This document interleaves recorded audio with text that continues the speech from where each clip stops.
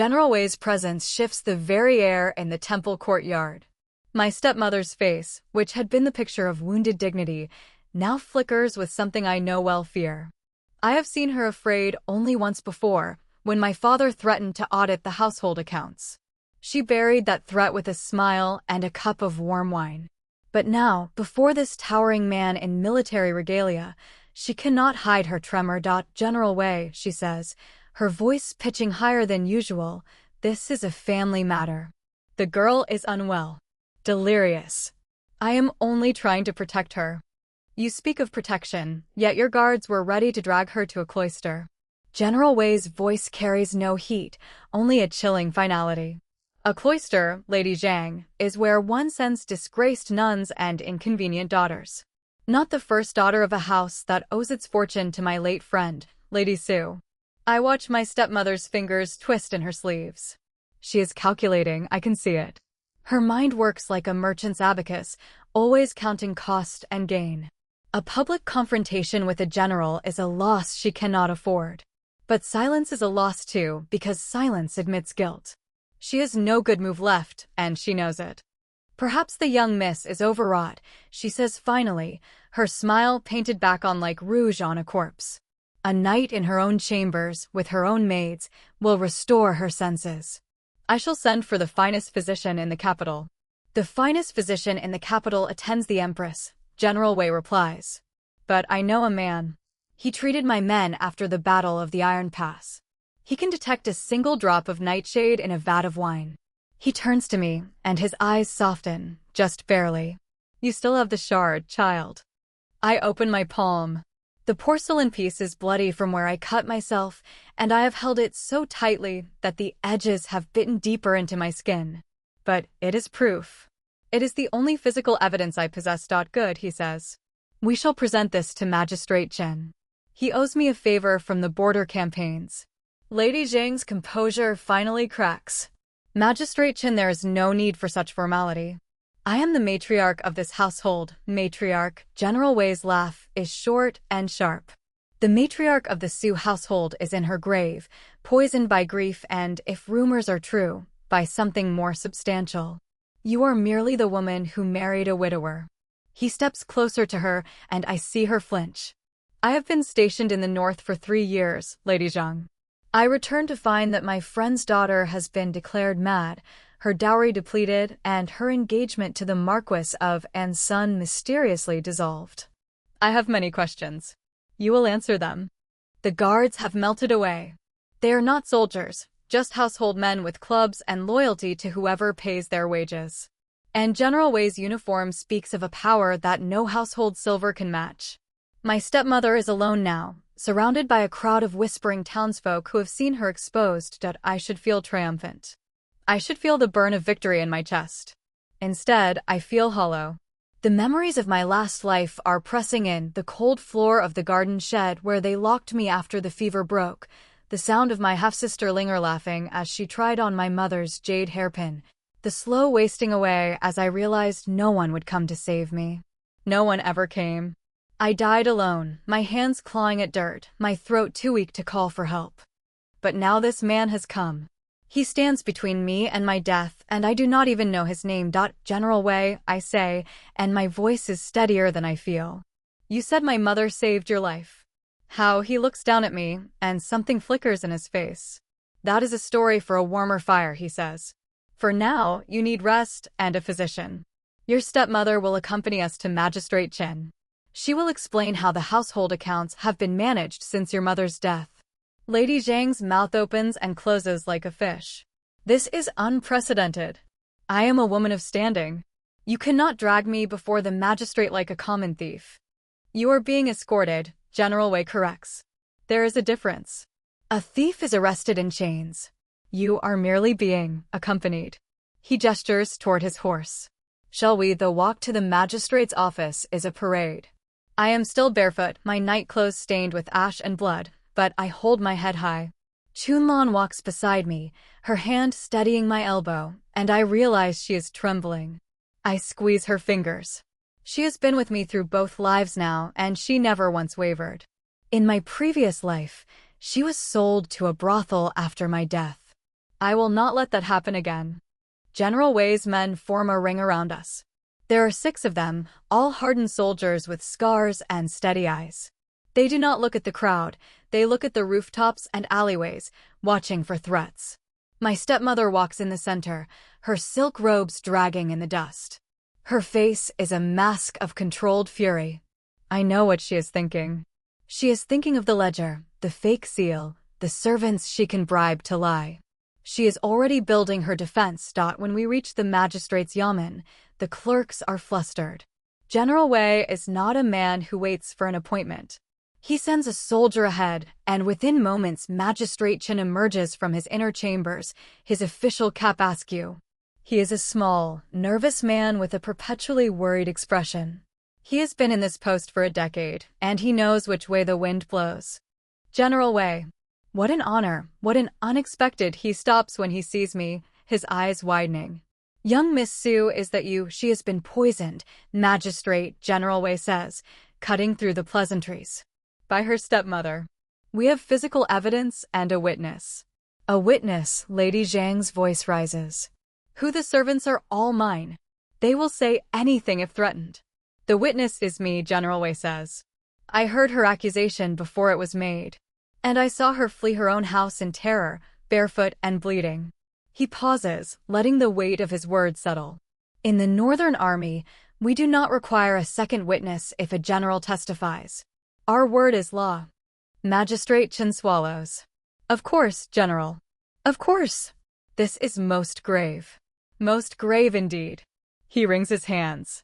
But the matter of the ledger, my stepmother has hidden it, I say.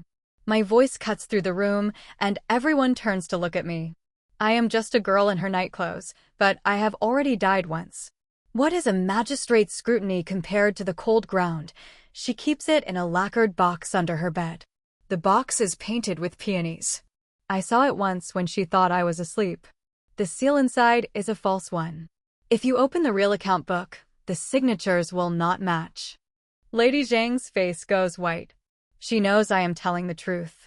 I do not know how I know this, but I do. Maybe it is the memory of my first life, the whispered conversations I overheard through the walls.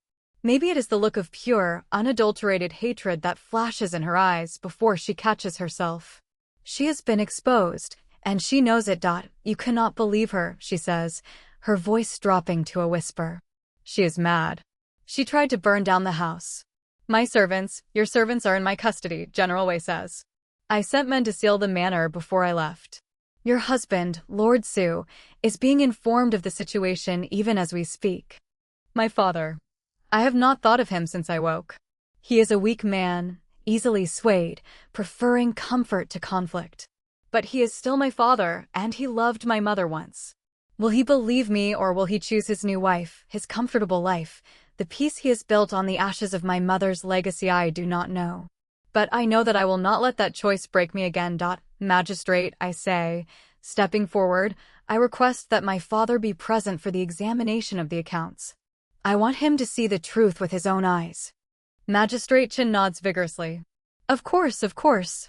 A reasonable request. The family must be united in these matters. He looks at Lady Zhang, then at General Wei, and his face is a study in fear.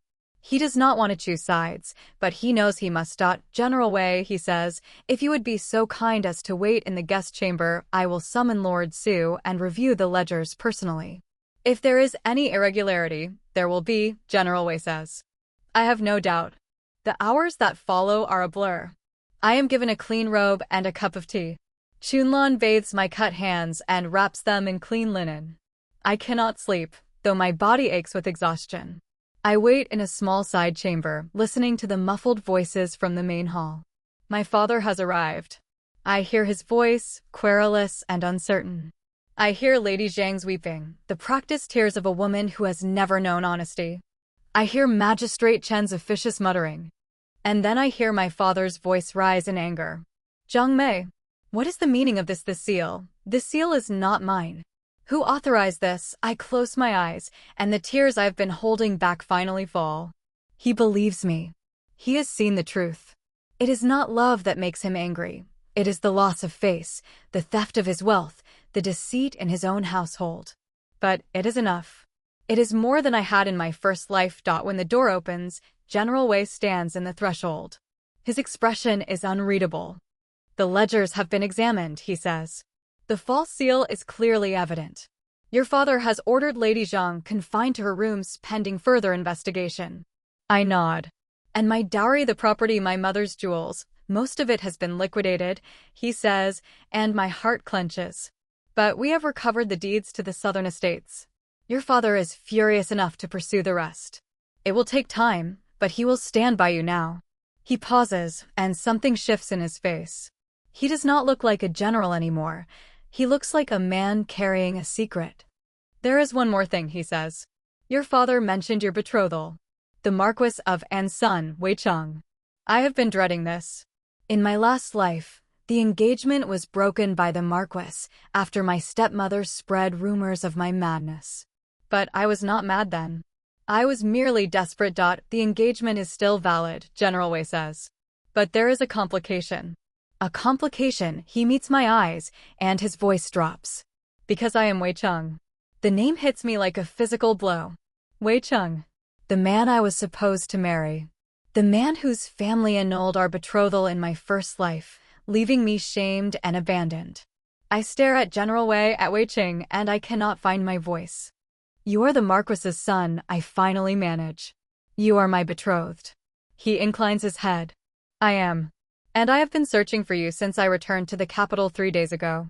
I went to your family home first, but your stepmother told me you were too ill to receive visitors. She said your condition was delicate. That it would be unseemly for me to see you before the wedding. She lied. The words come out sharp, bitter. She has been lying about everything. I know. He steps closer, and I see the weariness in his eyes. I did not believe her. I have heard rumors of the Su household for years, even on the border. Whispers of a stepmother who spent too freely, a daughter who was kept out of sight. But I did not act. I was young, and I was fighting a war, and I thought. He stops, shaking his head. I thought the rumors were just gossip. I thought you were safe. I was not safe. My voice breaks, but I force myself to continue. In my fever, I dreamed of dying alone. Of being forgotten. Of my mother's jewels adorning my stepsister's neck while I rotted in the ground. I dreamed you had married another woman and never even looked back. He flinches at that. I would never. You do not know what you would have done. I cut him off. You were not there. You did not see what she did to me. She starved me. She let the servants beat me. She locked me in the garden shed when I coughed too loudly, because she said I would infect her precious linger. And when I finally became too ill to be a threat, she fed me poison and smiled while I drank it. The words spill out of me like blood from a wound. I have never said them aloud, not in either life. Chunlan knows, but she has always been too loyal to speak. And now I am speaking to a stranger, a man who is supposed to be my husband, and I cannot stop. Wei Cheng listens. His face does not change, but his hands clench at his sides. When I finish, he is silent for a long moment. Your stepmother will be punished, he says finally. I will make sure of it. But I need you to understand something, Yunshi. He uses my given name, and something in my chest cracks. I did not come here out of duty.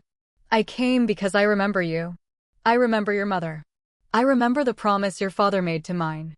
And I remember the little girl who used to feed the horses in the Marquis's stables, who was not afraid to get her hands dirty, who laughed so loud the whole courtyard could hear. I stare at him. I do not remember this. My mother took me to the Marquis's manor once, when I was very young.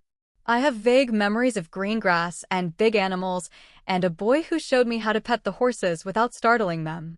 That boy had been kind, and I had been too shy to ask his name. That was you, I whisper. That was me, he confirms. I have not forgotten you. And I am not going to let anyone hurt you again. The sincerity in his voice is almost too much to bear. In my first life, I spent my final years believing that everyone had abandoned me. That my betrothed had cast me aside without a second thought. But Wei Cheng is here, now, telling me he searched for me, that he never forgot. It is a truth I do not know how to hold. Your father is in the next room, he says, breaking the silence. He is asking to see you. He is shaken by the revelations. Your stepmother has confessed to the forged seal. She has admitted to embezzling funds. But she will not confess to the poison. She would not, I say. She is too careful. She only ever entrusted that task to her personal maid, who is long dead. There are no witnesses, no records. The poison she used is common enough that it could have been bought from any market stall. If she denies it, there is no way to prove her guilt. Except by your testimony, Wei Chung says. A daughter's testimony against her stepmother carries weight, especially when there is evidence of financial misconduct. The magistrate will not ignore you. I shake my head. I am a woman. My word is worth nothing in a court of law, unless it is backed by a man's testimony. I look at him, and I see the understanding dawn in his eyes. You are the only one who can convict her. You, a general of the Eastern Palisades, witnessed her attempted assault. You saw me flee. You saw the poison in the broken bowl. If you testify, the magistrate will believe you. He nods slowly. I will do whatever is necessary. But Yunshi, you should know the Marquis, my father, he does not favor this match. He always wanted me to marry into a family with more political connections. The Su family is wealthy, but we are not powerful in the way he desires. What are you saying? I am saying that if I stand beside you, if I publicly support you against your stepmother, I am choosing you over my father's ambitions. There is no going back from that. He holds my gaze, and his voice is steady. I need to know that you are worth the cost. Not because I doubt you, he adds quickly, but because I need you to understand the stakes. If you marry me, you marry into a house that will not always welcome you. My mother is dead. My father's new wife has her own ambitions, and she will see you as a threat. I laugh. It is a hollow, broken sound. You think I fear a stepmother's scheming? I have died by a stepmother's hand. There is nothing she can do to me that I have not already survived. Wei Cheng looks at me for a long moment. Then he smiles, and the smile changes his whole face. He looks younger, less like a general and more like the boy who taught me to pet horses. Good, he says. Then we understand each other. The door opens, and my father walks in. He looks old. Older than I remember, his face lined with guilt and exhaustion. His eyes find me, and he stops, his expression crumpling. Yunshi, he says. My child. I am so sorry. I did not know. She told me you were safe. She told me you were being cared for. I trusted her, and I do not run to him. In my first life, I would have thrown myself at his feet and begged for his love. But I am not that girl anymore. I have learned that trust is a currency I cannot afford to spend freely. You believed her because it was easier, I say quietly. You did not want to see the truth. You preferred your comfort to my safety. He flinches as if I had struck him. That is not, I did not, father. I cut him off. I am not here to blame you. I am here to make things right. I want my mother's dowry restored. I want the southern estates returned to my name. I want my stepmother's claws pulled out, one by one. And I want you to help me. He swallows. I will do anything. I swear it. Then start by telling Magistrate Chen that you will not interfere with the investigation. Let General Wei testify. Let the law take its course.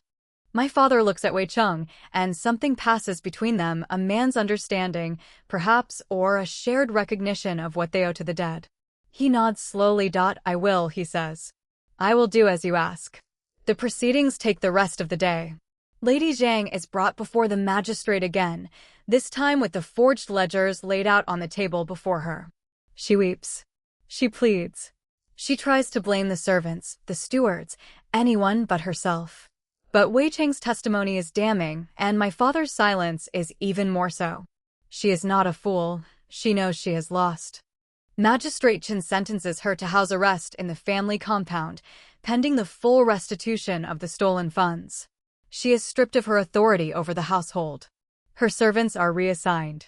Linger, my half-sister, is sent to a nunnery to study the classics, which is a polite way of saying she has been removed from the marriage market. I do not feel victorious.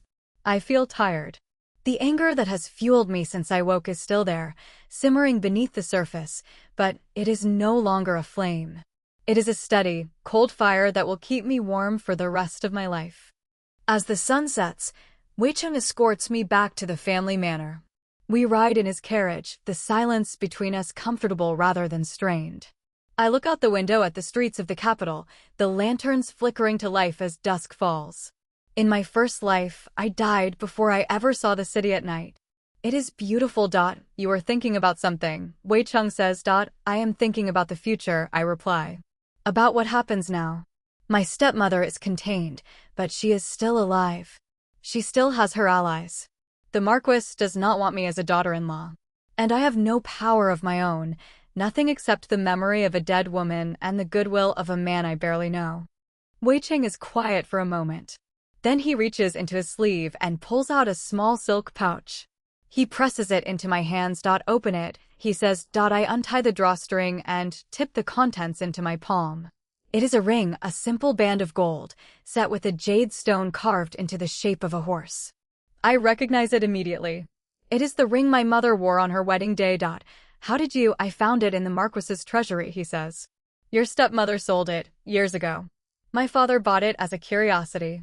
I retrieved it when I learned it was yours. I stare at the ring in my palm. It is the first piece of my mother's legacy that I have held in years. The weight of it is grounding, anchoring me to the present. I will not pretend that I love you, Wei Cheng says, and I will not ask you to pretend that you love me. But I will protect you. I will give you back everything that was taken from you. And I will build you a future that is worthy of your mother's name. I look up at him. The carriage has stopped outside the manor gates. The house looms before me, the same house where I died, the same walls that witnessed my suffering. But I am not the same girl who walked through those doors. General Wei, I say, and my voice is steady, I will hold you to that. He smiles. Please do. The story is not over. Lady Zhang is still alive, and the Marquis's opposition has only just begun. But for the first time in 2 lives, I feel something I never thought I would feel again. Hope. The manor feels different when I walk through its gates. The guards bow to me now, their eyes averted, their hands trembling. Word has spread quickly. The servants who once ignored my calls now scramble to anticipate my needs. I am no longer the forgotten daughter. I am the young mistress who commands a general. Chunlan walks beside me, her steps light. Miss, the servants are afraid. They have heard what happened at the magistrate's office. They know Lady Zhang will not be returning to power. Good, I say. Let them be afraid. Fear keeps people honest. We pass through the main courtyard. The peonies are in full bloom, their fragrance thick and cloying. My mother planted these flowers. She loved their deep red color, the way they reminded her of the sunsets in her southern homeland. Lady Zhang never cared for them. She preferred orchids, pale and delicate and requiring constant care. The peonies are still here, wild and untamed, because no one bothered to cut them back. They have grown thick and tangled, pushing against the stone paths like they are trying to reclaim the house. I understand the feeling. My father's study is at the end of the eastern corridor. I have not been invited inside since my mother died. When I was young, I used to sit on the floor and watch him work, stacking his papers, dipping his brush in ink. He would pat my head and call me his little shadow. That memory feels like it belongs to someone else. I push the door open without knocking. My father is seated behind his desk, his face gray with exhaustion. Linger is beside him, weeping into a silk handkerchief. She looks up when I enter, her eyes red and swollen. Her face is still beautiful, her hair still perfectly arranged, but there is a desperate edge to her beauty now. She knows her mother has fallen. She knows she is next. Sister, she says, and the word sounds bitter on her tongue. Have you come to gloat? I close the door behind me. I have come to talk. Talk, Linger laughs, the sound high and brittle. You have ruined my mother. You have sent me to a nunnery. What is there to talk about? Your mother ruined herself, I say, and my voice is calm. I simply showed everyone what she had done. If she had not stolen my mother's fortune, if she had not tried to poison me, she would still be in her chambers, planning her next scheme. The consequences are her own. My father flinches at the word poison. I see him look at me, really look, and I wonder if he is seeing the ghost of my mother in my face. We share the same eyes, the same stubborn line of the jaw. He must remember her. He must know what he let happen. Yunshi, he says, what do you want? I have given you control of the household. I have ordered the restitution of your dowry. I have agreed to General Wei's suit. What more can I offer? I walk to his desk and place my hands on its surface. You can tell me the truth. About my mother's death. About the night she fell ill. About what you knew and when you knew it. He goes pale. Yunshi, I do not, father. I cut him off. I know Lady Zhang was involved. The servants have already confessed to me. They told me she bribed the physician to change the treatment. They told me she ordered the kitchen to add a special herb to my mother's evening tea. And they told me you knew about it. The silence that follows is absolute. Linger has stopped crying. Her face is blank with shock. My father stares at me, his mouth open, and I can see the lies forming on his lips. He is a weak man, but he is not a stupid one. He knows when he is cornered. I did not know, he says finally. I suspected, perhaps. But I did not know. You suspected, I repeat. You suspected that your wife was poisoning your first wife, and you did nothing. He flinches again. What was I supposed to do? She was my wife. She gave me a son.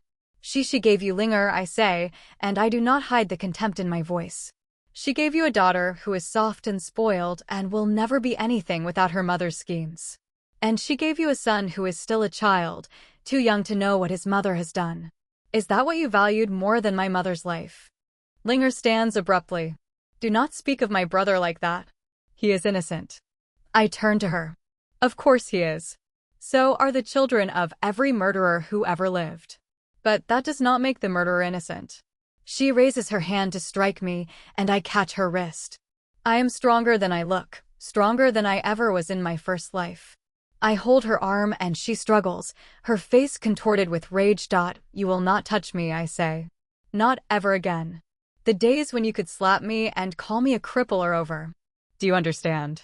She stares at me, and I see the moment she realizes the truth. I am not the weak girl she bullied. I am not the feverish invalid her mother poisoned. I am something else, something she does not recognize. I release her wrist, and she stumbles back, clutching her hand like I have burned her. Now, I say, turning back to my father, I am going to marry General Wei. I am going to take my mother's dowry and rebuild her legacy. And I am going to make sure that Linger and her mother never set foot in this house again. That is the truth, father. I came here to tell you that I am leaving. My father looks broken. The man who once ruled this household with a careless hand is now a shell, and I feel no pity for him. He made his choices. He chose comfort over righteousness, his new wife over his first family. Now he must live with the consequences. Yunshi, he says, I am your father. You cannot just abandon me. I am not abandoning you, I say. I am saving myself. There is a difference. I turn and leave the study, my heart pounding. Chunlan is waiting outside, her face anxious. She must have heard everything. She does not say a word, just falls into step beside me. The wedding is planned for the end of the month. Wei Cheng's father, the Marquis of An, has sent a formal letter of protest. He says the match is beneath his son, that the Su family is too tainted by scandal. Wei Cheng returns the letter unopened. He says he will marry me with or without his father's blessing. I have not seen him since the magistrate's office. He has been busy, consolidating his position in the capital, dealing with the political fallout of his support for me. But he sends me letters written in a steady, soldier's hand. He tells me about the border campaigns, the men he has lost, the battles he has won. He tells me about his mother, who died when he was young, and his stepmother, who pretends to love him while whispering poison into the Marquis's ear. I read his letters by candlelight, and I feel a kinship with him that I did not expect. We are both survivors. We are both defined by the cruelty of the women who were meant to care for us. One night, a week before the wedding, I am visited by a servant I have never seen before. She is old, her hair white, her face lined with years of hardship. She kneels before me and presses a small package into my hands. My lady, she says, her voice trembling, I was your mother's maid. I have been hiding in the kitchen since she died, waiting for the right moment to speak. I open the package. Inside is a letter, yellowed with age, sealed with my mother's personal stamp. I break the seal and read. My dearest Yunshi, the letter begins. If you are reading this, I am gone. I have suspected for some time that my husband's new wife wishes me ill. I have been ill for months, and I do not believe it is natural. I have hidden this letter with the one person I trust. I am writing to tell you the truth. Your father is not your father. Your true father is a man I loved before my marriage, a soldier who died in the Northern Campaign. I kept the secret to protect you. If anyone discovers the truth, your life will be in danger. Please do not trust anyone. Do not trust your father. Do not trust your stepmother. Trust only yourself. I read the letter 3 times. My hands are shaking. The words blur before my eyes, and I cannot breathe. The woman who raised me, the woman I have spent my entire life mourning, was not my father's wife. I am not a Sioux. I am the daughter of a dead soldier, a man I have never known. I look up at the old servant. Is this true? She nods, tears streaming down her face. Your mother loved him deeply. She would have run away with him, but he died in battle. She married your father out of desperation, and she never told him about the child. She was afraid he would reject you. I close my eyes. Everything I have believed about myself, about my family, about my place in the world, it is all a lie. My father's neglect was not just cruelty, it was the instinctual rejection of a man who sensed he was not my blood. My stepmother's hatred was not just greed, it was the fear of being exposed. And Wei Chung, who has promised to marry me, to protect me, to build a future with me. He has sworn loyalty to a woman whose very existence is a deception. I must tell him. I must tell him the truth before it is too late. I tuck the letter into my sleeve and stand. The old servant watches me, her eyes wary. My lady, she says, what will you do? I will do what my mother should have done, I say. I will face the truth and fight for the life I deserve. I do not sleep that night. I spend the hours until dawn writing a letter to Wei Chung, telling him everything. I cannot marry him under false pretenses. I will not trap him in a lie, even if it means losing him forever. In the morning, I send the letter with Chunlan. I wait, my heart in my throat, for his response. It arrives by midday. The messenger is one of his soldiers, a young man with a stern face. He bows to me and hands over a folded piece of paper. I open it with trembling hands. Yunqi, I know, the letter says. I have known since I met you at the temple. The scar on your shoulder, the one shaped like a crescent moon, it is the same scar your father bore, the soldier who saved my life. He was my commanding officer. He told me about you on his deathbed. He asked me to find you, to protect you. I have kept his secret all these years, and I will keep it until I die. I am still going to marry you. I do not care about your blood. You're the daughter of a hero, and you have the heart of one too. That is enough for me. I drop the letter, my hands shaking. The tears I have been holding back finally spill over. Wei Chung knows. He has always known. And he still wants me. I look at the open window, the spring sunlight streaming in. The birds are singing. The flowers are in bloom. The world is full of possibilities that I never thought I would see again. For the first time in 2 lifetimes, I am not afraid. I am ready. The morning of my wedding dawns gray and cold, a stark contrast to the spring warmth that has blessed the previous weeks. I stand before my mirror, Chunlan's hands steady as she arranges my hair, and I do not recognize the woman staring back at me. She is beautiful, yes, her skin clear, her eyes bright, her lips painted the deep red of peonies. But she is also a stranger. She is the woman I might have become if I had not died and returned. She is the woman my mother wanted me to be. I touch the jade horse ring on my finger. Wei Chung gave it back to me, and I have not taken it off since. It is the only piece of my mother I have left, the only proof that she loved me enough to hide the truth. Miss, Chunlan says softly, you are trembling. I look at my hands. She is right. My fingers are shaking, the jade stone catching the candlelight. I am not afraid, I say, and I mean it. I am simply waiting. Waiting for the other shoe to drop. In my experience, happiness does not come without a price. Chunlan's face tightens. She has been with me through both lives, though she does not know it. She has seen me at my weakest and my strongest. She knows my fears better than anyone. The price has already been paid, she says. You paid it with your blood and your tears. Now it is time to collect. I smile at her reflection in the mirror. When did you become so wise? From watching you, Mississippi. I have learned that surviving makes a person wise. The wedding procession is grander than I expected. Wei Cheng has spared no expense, though I know the Marquis refused to contribute a single coin. The banners are crimson and gold, the colors of the Wei house, and the musicians play a melody that echoes through the streets of the capital. People line the roads to watch, their faces curious and eager. They have heard the rumors, of course. Everyone has heard the rumors. The girl who survived her stepmother's poison. The girl who captured a general's heart.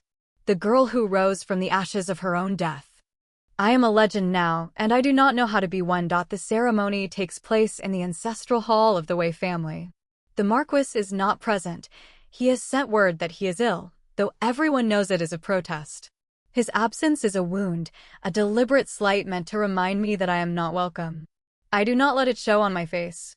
I have endured worse than a disapproving father-in-law. Wei Cheng stands beside me in his formal robes, his face solemn and beautiful. He looks at me as I approach, and his eyes soften. I do not see a general in his eyes.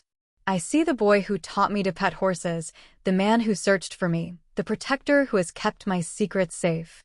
We bow to the heavens. We bow to the ancestors. We bow to each other. And just like that, I am married. The banquet is a blur of faces and voices. I smile. I nod. I accept toasts I do not drink. Wei Cheng stays close to me, his hand occasionally brushing mine, a silent reassurance. He is more careful than I expected, more present. He does not treat me like a trophy or a prize. He treats me like an equal.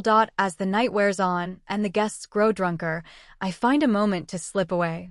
The garden is quiet, the only sound the rustle of leaves in the evening breeze. I sit on a stone bench and close my eyes, and for the first time in weeks, I let myself breathe. It is a beautiful night, a voice says, and I open my eyes to find a woman standing before me. She is young, perhaps a few years older than me, with sharp features and dark, calculating eyes. Her robes are rich silk, and her jewelry is heavy and fine. She is beautiful, in the way a blade is beautiful. You must be the new wife, she says, and her smile does not reach her eyes. I am Lady Jiang, the Marquis's second wife. His current wife, I should say. You may call me stepmother. I stand, my body tensing. Another stepmother. Another enemy. Lady Jiang, I say, my voice carefully neutral. I was told you were not attending. I was not invited, she says, and her smile sharpens. But I could not resist meeting the woman who has captured my stepson's heart. He has always been such a difficult boy. Stubborn. Secretive. It took me years to earn his trust, and even now he keeps things from me. I do not respond. I have learned that silence is often more powerful than words. I came to warn you, Lady Jiang continues, stepping closer. The Marquis is not pleased with this marriage. He will not accept you. He will find ways to make your life difficult. And I, as his dutiful wife, will support him. Is that a threat? It is a promise. Her smile widens.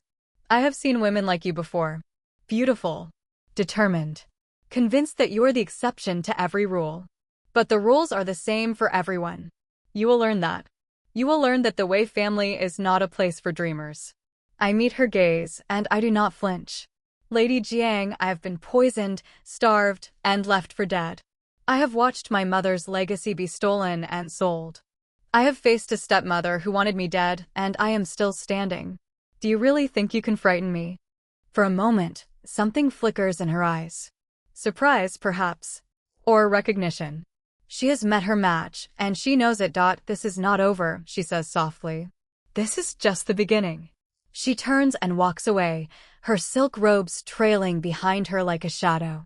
I watch her go, and I feel the cold settle in my bones. That night, after the guests have left and the servants have cleared the tables, Wei Cheng comes to my chambers. He looks tired, his shoulders slumped, his face drawn. Lady Jiang came to see you, he says. It is not a question. She did. She warned me that the Marquis will not accept me. He nods, his jaw tight. She is not wrong. My father has already begun to move against us. He has petitioned the emperor to annul the marriage on the grounds of deception. He claims that you are not the true daughter of the Su family and that you were married under false pretenses. My blood runs cold. How does he know about my birth? I do not know. Wei Cheng's voice is heavy. But he has allies in the court. People who owe him favors, people who will support his claim. The emperor will have to hear the case. I sit down, my legs suddenly weak. The truth about my birth, the secret my mother died to protect, has been weaponized against me. The Marquis is using it to destroy me, to shame me, to take away everything I have fought for. He will not succeed, Wei Cheng says, kneeling before me. I will not let him. I will fight this. I will stand before the emperor and testify that I knew the truth before I married you. I will tell them that I chose you for who you are, not for your name. And what if they do not believe you? I ask. What if the Marquis has enough influence to sway the emperor? What if they decide I am a fraud? Wei Cheng takes my hand, his grip firm. Then we will run. We will go to the northern border, where I am still a hero. We will live among my soldiers, and we will build a life that no one can take from us. I look into his eyes, and I see the truth there. He means it. He would give up everything for me, his title, his position, his family. He would become a man without a name, if that was what it took. But I will not let that happen. I did not fight this hard to lose everything. I did not return from the dead to run away. No, I say. We will not run. We will fight. And we will win. Wei Cheng stares at me. Yunshi, this is the emperor we are talking about. If he rules against us, there is no appeal. Then we will make sure he does not rule against us. I pull my hand free and stand. Tell me everything you know about the Marquis. His allies. His enemies. His weaknesses. If he wants to fight me, he will find that I am a more dangerous opponent than he expected. Wei Cheng rises, his eyes searching mine. You are truly not afraid. I am terrified, I admit. But I am more angry. And anger, I have learned, is a more reliable fuel than fear. He smiles, and it is the first genuine smile I have seen on his face all night. Then let us be angry together. We spend the rest of the night in my chambers, planning. Wei Cheng tells me about the Marquis's political rival, a minister named Gu who has been looking for an opportunity to undermine him. He tells me about the Marquis's financial troubles, the debt he has accrued in recent years. He tells me about Lady Zhang's past, the rumors that she was once married to a merchant who died under mysterious circumstances.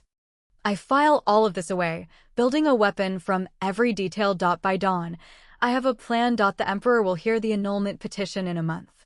That gives us 30 days to gather evidence, to build our case, to destroy the Marquis before he can destroy us. It is not enough time. But it is all we have. I send Chunlan to gather information from the servants. I write letters to my father's allies, demanding their support. I visit the magistrate's office and request copies of the ledgers my stepmother forged. I am a whirlwind of motion, a storm that will not be stopped. 10 days before the hearing, I receive a visitor. It is the old maid, the one who gave me my mother's letter. She kneels before me, her hands trembling, and I see fresh bruises on her face. Lady Su, she says, her voice a whisper, Lady Jiang has discovered my role. She has had me beaten. I cannot stay in the manor any longer. But before I go, I have something to give you. She reaches into her sleeve and pulls out a folded paper, yellowed and fragile. This is a letter from your mother to your father. The true father, the soldier who died in the north. I have kept it for years, waiting for the right moment. If the emperor sees this, he will know the truth. He will know that you are the daughter of a hero, not a fraud. I take the letter, and my hands are steady. I have been waiting for this. I have been waiting for the weapon that will turn the tide. Thank you, I say. You have given me more than you know.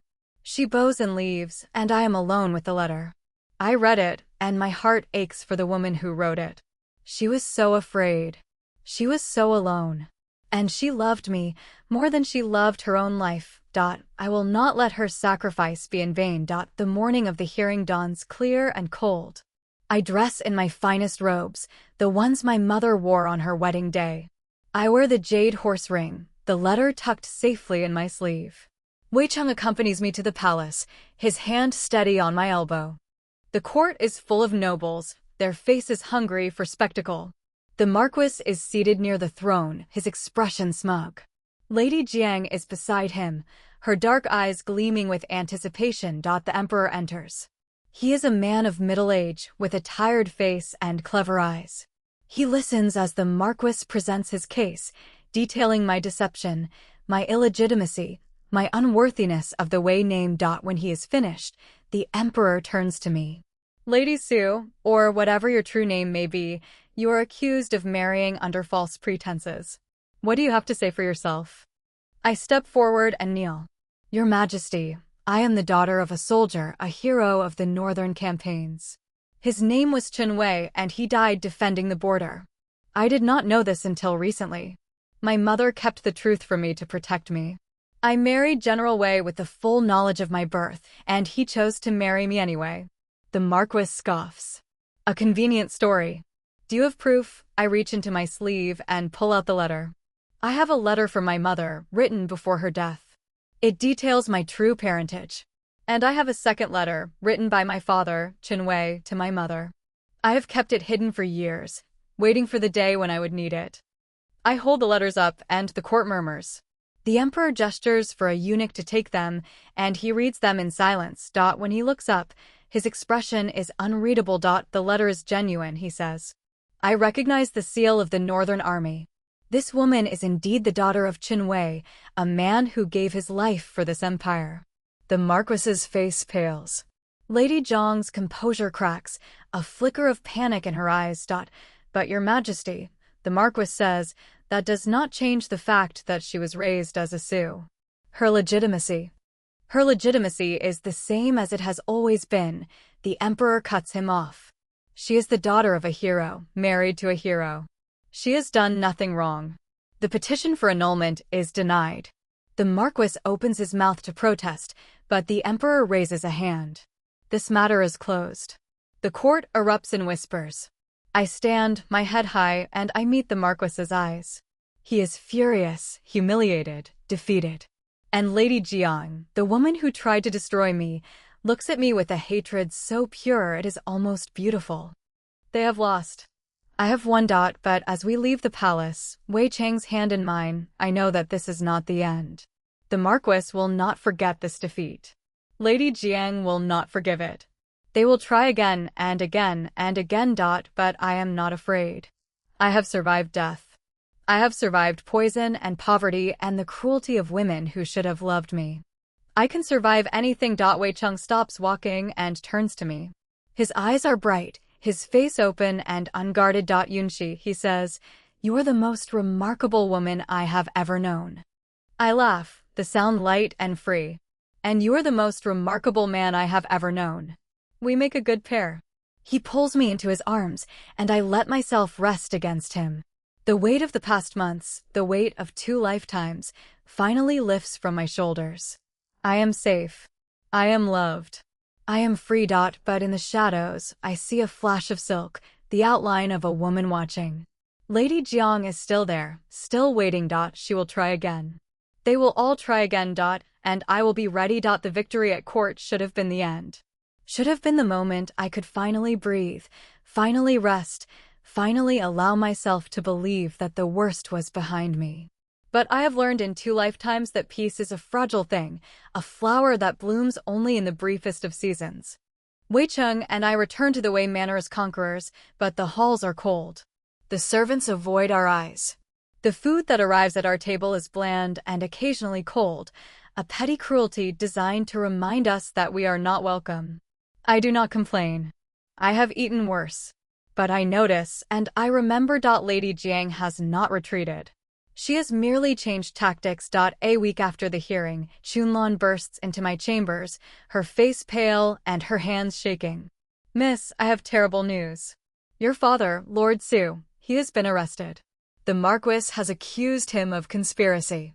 He claims your father knew about your true parentage and concealed it for years to defraud the Wei family. I set down my tea. My hands do not shake. I have learned to control them, learned to show nothing when the world tries to break me. On what evidence? I ask. None.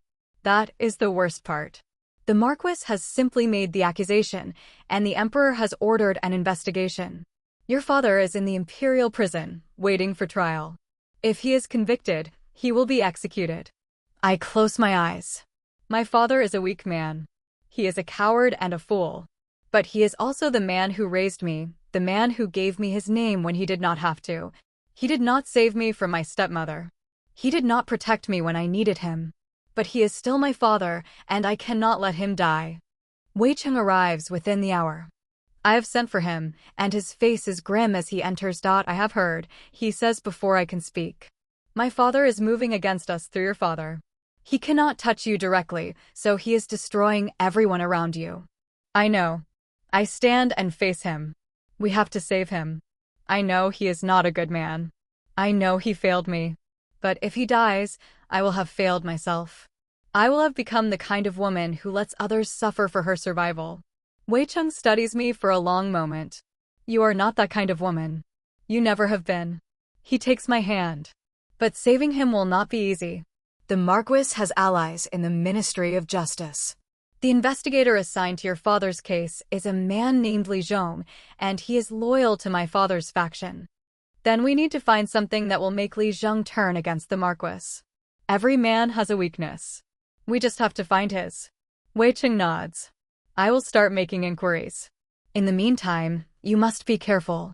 Lady Jiang has been seen meeting with strange men in the marketplace. She is planning something. Of course she is. She is a spider, and I am the fly caught in her web. But flies can bite back. That night, I cannot sleep. I walk the garden in the moonlight, my thoughts churning. The jade horse ring is cold against my finger, a reminder of my mother's sacrifice. She gave up everything to protect me.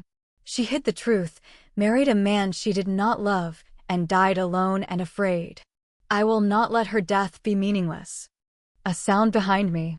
I turn and find Lady Jiang standing in the shadow of the pagoda. Her silk robes are dark blue, the color of night, and her face is unreadable. Lady Su, she says, her voice smooth as oil, I was hoping to find you alone. I do not move. I am not afraid of you, Lady Jiang. I have already faced the worst you can do. She steps into the moonlight, and I see the glint of something in her hand. A knife, small and sharp, hidden in her sleeve. Are you sure about that? She asks, and her smile is a wound. I have been watching you, Lady Su. I have seen how you move, how you speak, how you command those around you. You are very impressive. A woman like you could become very powerful if she chose the right side. Are you offering me a side? I am offering you a choice. The Marquis will not stop until you are destroyed. He cannot afford to let you win, because your victory undermines his authority. But if you were to leave, to disappear quietly, I could convince him to let your father live. I laugh. It is a cold, bitter sound. You want me to run to abandon everything I have fought for? I want you to be smart. You are young, Lady Su. You have your whole life ahead of you. Is it worth risking for a man who never loved you? For a name that was never yours, I step closer to her, and I do not flinch from the knife. You do not understand, Lady Jiang. I have already died once. I have nothing left to lose. But you have everything to lose. Your position, your husband's favor, your very life. If you try to kill me, I promise you, I will take you with me. For a moment, she hesitates. I see the flicker of doubt in her eyes, the realization that she has miscalculated. She thought I would be afraid. She thought I would crumble. I do not crumble. The knife clatters to the ground. Lady Jiang steps back, her face contorted with rage. This is not over, she hisses. You cannot win against the Marquis. You cannot win against me. I have already won, I say. You just do not know it yet. She flees into the night, and I am alone again, my heart pounding in my chest. I pick up the knife and hide it in my sleeve. It is a small weapon, but it is a reminder that I am not defenseless. The next morning, Wei Cheng returns with news. I have found Li Zhong's weakness, he says, his voice low. He has a gambling problem. He owes money to a loan shark, a man who operates in the Eastern Quarter. If we can expose his debt, we can force him to cooperate. How do we expose it? By finding the records. The loan shark keeps meticulous accounts. If we can get our hands on them, we have the leverage we need. I nod. Then we find the loan shark. And we take everything he has. Wei Cheng smiles. I knew you would say that. The Eastern Quarter is a labyrinth of narrow streets and crowded markets. Wei Cheng has changed out of his general's robes, dressed instead in the plain clothes of a merchant. I am dressed as a servant, my face hidden beneath a wide-brimmed hat. We move through the crowds, invisible, searching for a man who lives in the shadows. The loan shark's establishment is a shabby tea house at the end of an alley. Wei Cheng enters first, and I follow a moment later. The air is thick with smoke and the scent of old tea. A group of men sit in the corner, playing dice, their faces hard and suspicious. The loan shark is a thin man with a scar across his cheek. He looks up as we approach, and his eyes narrow. You are not customers, he says. What do you want? Wei Cheng sits down across from him. I want to buy your records. The debts you hold. All of them. The loan shark laughs. Why would I sell you my records? Because I am willing to pay more than they are worth. Wei Cheng reaches into his sleeve and pulls out a pouch of silver. This is a down payment. If the records are complete, there will be more. The loan shark's eyes flicker with greed. He reaches for the pouch, but Wei Cheng pulls it back. The records first, he says. Then the money. The loan shark hesitates, then nods. He stands and disappears into the back room. Wei Cheng signals to me, and I position myself near the door, ready to act. When the loan shark returns, he is holding a thick ledger. Wei Cheng takes it and flips through the pages. His face remains impassive, but I see the satisfaction in his eyes. Li Zheng's debts, he murmurs. They are substantial. This will be enough. But before we can leave, the door bursts open. Men pour in, armed with clubs and knives. Lady Jiang is behind them, her face triumphant. Did you really think I would not be watching? She asks. Did you think I would let you find the evidence you need without a fight? Wei Cheng rises, his hand going to the sword hidden beneath his coat. Lady Jiang, you are making a mistake. I do not make mistakes, she says. Take them. Take the ledger. Do not kill them, the Marquis wants them alive. For now. The men move forward. Wei Cheng draws his sword, and I draw the knife I took from Lady Jiang the night before. The blade is small, but it is sharp, and I know how to use it. I have been practicing in secret, learning to defend myself. The fight is chaos. Wei Cheng is a soldier, and he moves with the grace of a seasoned warrior. He cuts through the first two men, their clubs clattering to the floor. I am less skilled, but I am fast and desperate. I slash at a man's arm, and he recoils, his blood splattering across the floor. Lady Jiang watches from the doorway, her expression a mask of fury and frustration. Kill her. Kill her now. I am surrounded. 3 men close in, their clubs raised. I have nowhere to run, nowhere to hide. But I am not afraid. I have faced worse. I have faced death itself, and I have returned. I lunge at the nearest man, driving my knife into his shoulder. He screams and stumbles back. I spin, my blade catching another man's arm. He drops his club, and I kick it away. But I am not fast enough. A club slams into my back, and I stagger, the pain exploding through my chest. I fall to my knees, the knife slipping from my fingers. Wei Cheng shouts my name. He is fighting his way toward me, but there are too many men, too many bodies between us. Lady Jiang laughs, the sound high and triumphant. Take her, she commands. Take her to the Marquis. He will decide what to do with her. They grab me by the arms, pulling me to my feet. I am struggling, fighting, but I am too weak. The blow to my back has stolen my breath, and I cannot break free. But as they drag me out of the tea house, I see the ledger. It is on the floor, forgotten in the chaos. And Chunlan, my loyal Chunlan, has slipped into the room. She picks it up and hides it under her cloak. She meets my eyes, and she nods. She will get the ledger to the authorities. She will expose Li Zhong. She will save my father. I am taken to the Marquis's private chambers. He is waiting for me, his face cold and triumphant. Lady Jiang is beside him, her hand resting on his arm. Lady Su, the Marquis says, you have caused me a great deal of trouble. But I have decided to offer you a way out. I raise my head, my back screaming in pain. I do not want your way out. You will accept it anyway. You will sign a confession, admitting that you lied about your birth. You will renounce your marriage to my son. And you will leave the capital, never to return. If you do this, I will spare your father's life. I look at him, at the smugness in his eyes, and I do not see a man. I see a coward, a bully, a man who cannot bear to lose. I will not sign anything, I say. I would rather die. Lady Jiang steps forward, and her smile is pure venom. That can be arranged. She pulls a vial from her sleeve and holds it up. The liquid inside is clear and colorless, but I recognize it. It is the same poison my stepmother used. Nightshade. I remember this, she asks. Your stepmother was a fool. She used too much, and she made it obvious. I will not make the same mistake. This will be slow, painless. You will simply fall asleep and never wake up. I do not flinch. I look at the vial, and I think of my mother. I think of the old maid who gave me her letters. I think of Chunlan, racing through the streets with the ledger hidden under her cloak. I think of Wei Cheng, fighting for me, bleeding for me. I have not come this far to die again. You will not kill me, I say. Because if you do, my husband will tear this house down around your ears. He will find the truth, and he will expose everything. Your debts, your scheming, your attempts to murder me.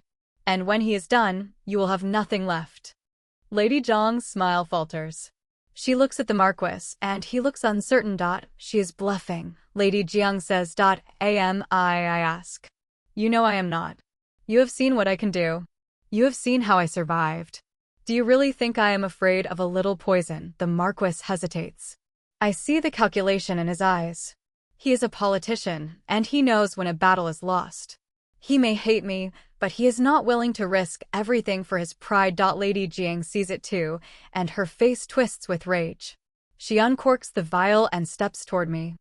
Then you leave me no choice, she says. But before she can reach me, the door bursts open. Wei Cheng is there, his sword bloodied, his face a mask of fury.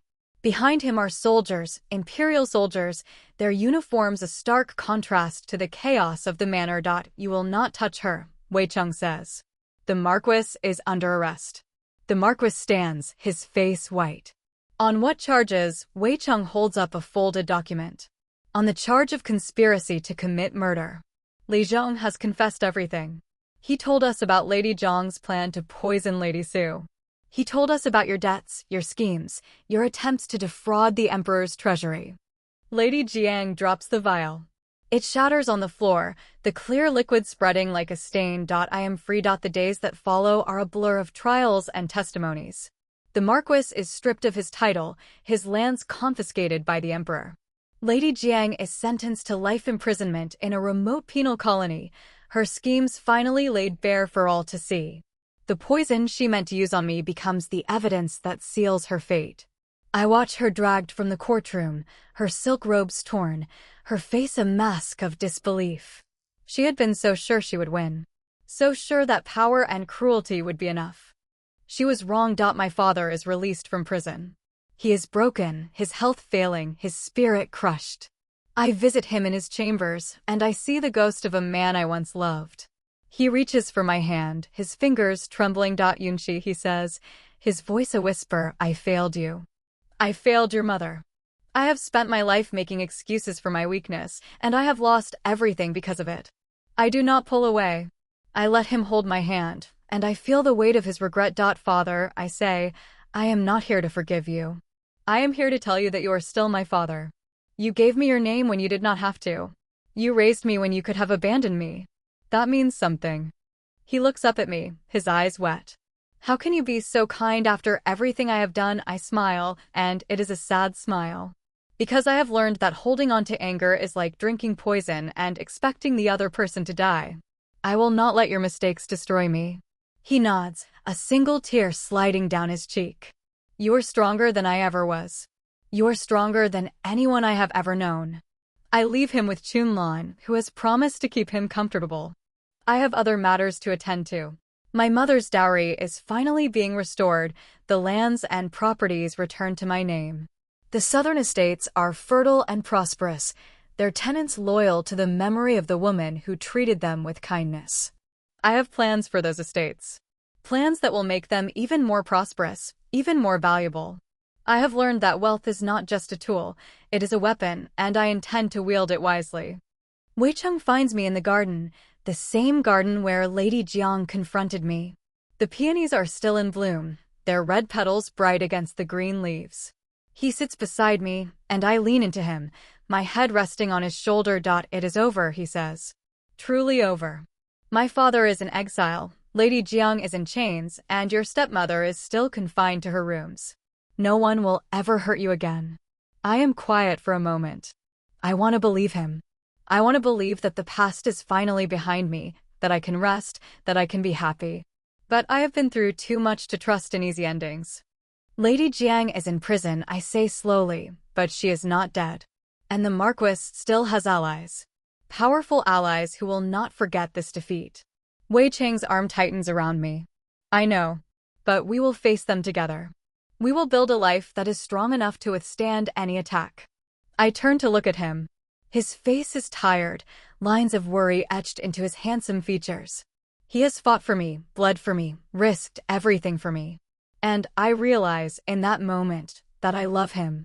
Not because he is a general or a hero. Not because he protected me. But because he saw me, truly saw me, and he did not look away. I love you, I say, the words falling from my lips before I can stop them. He stares at me, and then he smiles, and the smile transforms his whole face. I love you too, he says. I have loved you since I first saw you, standing in the temple courtyard, your hands bleeding, your voice steady. You were the bravest person I had ever seen. I laugh, the sound bright and free. I was terrified. Terrified people do not stand up to their stepmothers in front of a crowd of strangers. Terrified people do not fight off assassins in tea houses. Terrified people do not look the Marquis in the eye and dare him to kill them. I smile. Maybe I am not terrified anymore. He kisses me then, a soft, tender kiss that speaks of promises and futures. I let myself sink into it, let myself believe that this is the beginning of something new. The wedding banquet is a celebration unlike any the capital has seen.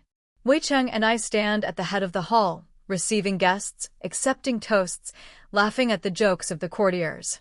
My father is there, his face wan but his eyes bright. He has been given a modest position in the Ministry of Rights, a sinecure that will keep him comfortable but far from power. It is more than he deserves, but it is what I can offer him. Chunlan is beside me, her face flushed with happiness. She has been promoted to head of my household, a position she has earned through years of loyalty. I look at her, and I remember the girl who saved me on that first day, who pressed the broken porcelain into my hand and whispered, "Run." She has been with me through both lives, and I will never forget her courage. The evening winds down, the guests slowly departing. Wei Cheng and I retreat to our chambers, finally alone, finally at peace. I sit before my mirror, Chunlan brushing my hair, and I look at the woman in the reflection. She is beautiful, yes. But more than that, she is strong. She has survived. She has thrived. Miss, Chunlan says, I have never seen you look so happy. I am happy, I say. I never thought I would be happy. I thought happiness was something that happened to other people, people who were born lucky. But I have learned that happiness is a choice. It is not something that happens to you, it is something you make. Chunlan smiles. You have made it, Mississippi. You have made it all. Wei Cheng enters, and Chunlan curtsies and slips out. He sits beside me, his hand finding mine. You have been quiet tonight, he says. Are you thinking about something? I turn to him, and I speak from my heart. I am thinking about my mother. About the woman who gave up everything for me. I am thinking about what she would think if she saw me now. What would she think? I smile. She would be proud. She would be so proud. Wei Cheng kisses my forehead. She would be proud. And she would be glad that you have found someone who loves you as much as she did. I close my eyes, and for the first time in years, I sleep without dreaming. The nightmares are gone. The fear is gone. All that remains is hope. The spring passes into summer, and I travel to the southern estates. The land is beautiful, the hills covered in tea plants and fruit trees. The tenants gather to welcome me, their faces weathered and hopeful. I speak with them, learning their names, their families, their dreams. I promise them that I will be a fair mistress, that I will never treat them as my stepmother treated the servants in the capital. As I walk through the fields, I feel the earth beneath my feet, and I feel connected to something larger than myself. My mother walked these fields. My mother loved this land. And now it is mine. I build a school for the children of the estate. I hire teachers, men and women who believe in the power of knowledge. I watch the children learn to read and write, their faces alight with wonder. I watch the women learn to spin and weave, to make goods that can be sold in the market. The estate grows prosperous, not just for me but for everyone who lives on it. Wei Cheng visits me when he can. His duties as a general keep him in the capital, but he travels south whenever he has a break. We write letters, pages and pages of them, filling them with our thoughts and dreams. I look forward to his letters the way I used to look forward to my mother's stories. One evening, as I am reading one of his letters, Xunlan enters with news. "Miss, there is a visitor. A woman. She says she knew your mother." I set down the letter. "Show her in." The woman who enters is old, her hair white, her face lined with years. She moves slowly, her hands gripping a walking stick. I do not recognize her, but there is something familiar in her eyes. "Lady Sue," she says, her voice rasping, "I am the woman who helped your mother escape. When she was young and in love with the soldier, she came to me. I gave her shelter. I helped her hide the truth. I have been in the South for years, but I heard you were here, and I had to come." I stand, my heart pounding. "You helped my mother," she nods. "I did. I held her hand when she wept for the man she could not marry. I helped her deliver you, and I promised her I would never tell a soul the truth. But now you know, and I want to give you something." She reaches into her sleeve and pulls out a small wooden box, carved with flowers. "This was your mother's. She left it with me for safekeeping. Inside are the things she cherished most. I think she meant for you to have them." I take the box, my hands trembling. I open it, and inside I find a lock of hair, a dried flower, and a letter. The letter is written in my mother's hand, the ink faded but still legible. "My dearest daughter," it reads. "If you are reading this, you have grown up. You have become the woman I knew you would be. I am sorry I could not be there to see it. I am sorry I could not protect you from the world. But I have always believed in you, Yunxi. I have always known you were destined for greatness. Never doubt yourself. Never let anyone make you feel small. You are the daughter of a hero, and you have the heart of one too." I finish the letter, and tears are streaming down my face. My mother believed in me. She always believed in me, even when I did not believe in myself. I look at the old woman, and I smile through my tears. "Thank you. Thank you for keeping this safe." She bows. "It was my honor. Your mother was a good woman. She deserved better than what life gave her. But I think, seeing you now, she would feel that it was all worth it." That night, I sit in my chambers, the wooden box in my lap. The lock of hair is soft and dark, my mother's color. The dried flower is a peony, the same shade as the ones she planted. I hold them close, and I feel her presence, a warmth that fills the empty spaces in my heart. I have not forgotten the past. I will never forget the past. But I am no longer defined by it. I am defined by the choices I make, the love I give, the future I build. Wei Cheng arrives a week later. He rides into the estate, his horse covered in dust, his face bright with excitement. I run to meet him, and he sweeps me into his arms. "I have news," he says. "The Emperor has promoted me. I am now the Grand General of the Northern Armies. I will be stationed in the capital, and I will not have to travel to the border anymore. We can be together. Always." I laugh, the sound pure and joyful. "Always. I like the sound of that." He kisses me, and I let myself be swept away. The years ahead will not be easy. There will be challenges, struggles, moments of doubt. But we will face them together. We build our life in the capital. I take over the management of my mother's estates, turning them into the most prosperous lands in the South. I become known as a fair and generous mistress, a woman who cares for her tenants as if they were family. Wei Cheng's career flourishes, and he becomes one of the most respected men in the empire. I adopt a daughter, a young orphan from one of the villages on my estate. Her name is Mei, and she has the same bright eyes my mother had. I teach her to read and write, to ride a horse, to stand up for herself. I tell her the stories of my life, the struggles and the triumphs. I teach her that she is strong, that she is worthy, that she can be anything she wants to be. I do not forget my stepmother. She is still alive, confined to her rooms in the Sioux Manor. I send her a letter every year, not out of forgiveness, but out of duty. I tell her that I am well, that my life is good, that I have found happiness despite everything she did to me. I do not know if she reads the letters. I do not care. But I write them because it reminds me of how far I have come. Linger is still in the nunnery. I have not seen her in years, but I have heard that she has found a measure of peace there. She has stopped trying to escape, stopped dreaming of the life she lost. She has become a teacher, instructing the younger girls in calligraphy and music. I have not forgiven her, but I have released her from my hatred.